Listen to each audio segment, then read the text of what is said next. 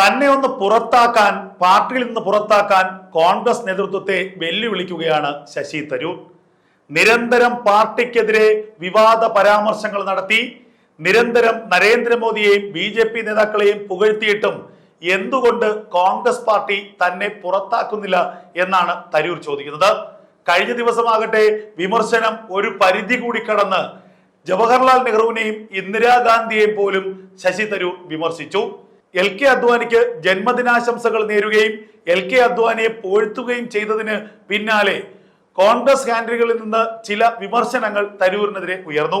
ഈ വിമർശനത്തിനുള്ള മറുപടിയായിട്ടാണ് ഏതെങ്കിലും ഒരു പ്രത്യേക സംഭവത്തിന്റെ പേരിൽ ഒരാളെ പൂർണ്ണമായും ഇകഴ്ത്തുകയാണെങ്കിൽ ആദ്യം ഇകഴ്ത്തേണ്ടത്, ആദ്യം തെറ്റു പറയേണ്ടത്, ആദ്യം ആരോപണം ഉന്നയിക്കേണ്ടത് ജവഹർലാൽ നെഹ്റുവിനെതിരെയാണ്.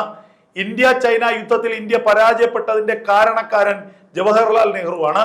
അതുപോലെ അടിയന്തരാവസ്ഥയുടെ ഉത്തരവാദിയായ ഇന്ദിരാഗാന്ധിയും നമ്മൾ കുറ്റപ്പെടുത്തണം. ബാബറി മസ്ജിദ് പൊളിച്ച സംഭവത്തിൽ അദ്വാനി, ആ ഒരു സംഭവത്തിന്റെ പേരിൽ അദ്വാനിയെ ജീവിതം മുഴുവൻ ഇകഴ്ത്താൻ ശ്രമിക്കുകയാണെങ്കിൽ ഈ രണ്ട് സംഭവങ്ങളുടെ പശ്ചാത്തലത്തിൽ ഈ രണ്ടുപേരെ, അതായത് ജവഹർലാൽ നെഹ്റുവിനെയും ഇന്ദിരാഗാന്ധിയെയും നമ്മൾക്ക് ഇകഴ്ത്തി പറയേണ്ടി വരുമെന്നാണ് ശശി തരൂർ തുറന്നടിച്ചത്.